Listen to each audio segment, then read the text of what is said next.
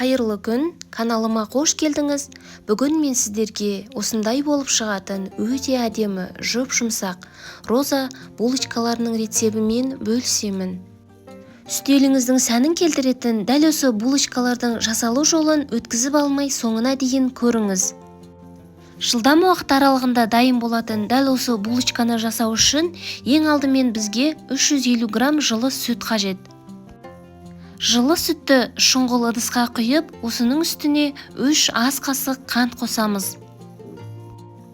1 ас қасық ашытқыны қосып, ашытқымен қант ерігенше араластырамыз.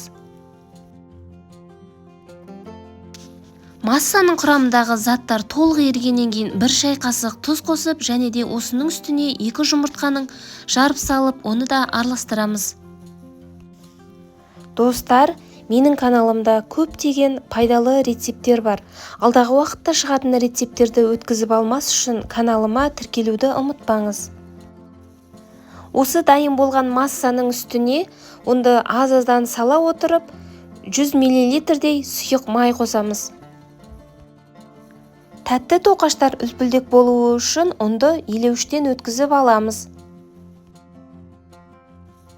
Массаны біркелкі болғанша араластырып, қолымызбен жұп-жұмсақ етіп қамыр илейміз. Менде ыдысыма симағандықтан осындай шұңғыл ыдысқа салдым, және де бетін жауып жылы жерге 40-50 минутқа қалдырдым. Ашытқы балғын болғандықтан дәл осылай болып өте жақсы көтерілді, және де осындай қамырды алып 4 бөлікке бөліп алдым. Қолымызбен дөңгелектеп тәтті тоқаштың формасына келтіреміз. Міндетті түрде қамырды бетін жауып отырамыз, әйтпесе кеуіп кетеді. Тәтті тоқаштардың толықтай жасалу жолын астындағы описание бөліміне толық жазып қалдырдым.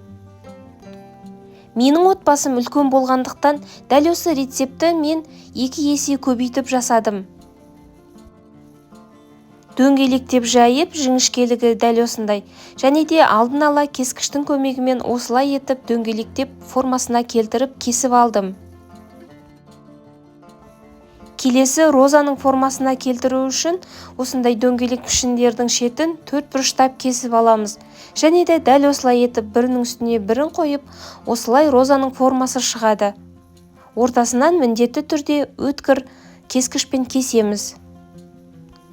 Қамырдың астына жабыспас үшін мен аздап ұн септім, немесе де май арқылы да жасауға болады. Қамырды осылай етіп роза гүлдерінің формасын келтіру үшін аздаған уақыттар кетті. Сол себепті мен келесі листті калачиктер формасына келтіріп дөңгелектеп жасай салдым. Дайын болған тәтті тоқаштарға жұмыртқаның бір сары уызын қосып, үстіне 2 ас қасықтай сүт қосып араластырып бетіне жағып шықтым. Алдын ала қызып тұрған пеште 180 градуста осылай етіп қызарғанша пісіріп аламыз. Достар, міндетті түрде жасап көріңіздер. Беті жарылмай өте әдемі болып шықты, және де жұп-жұмсақ.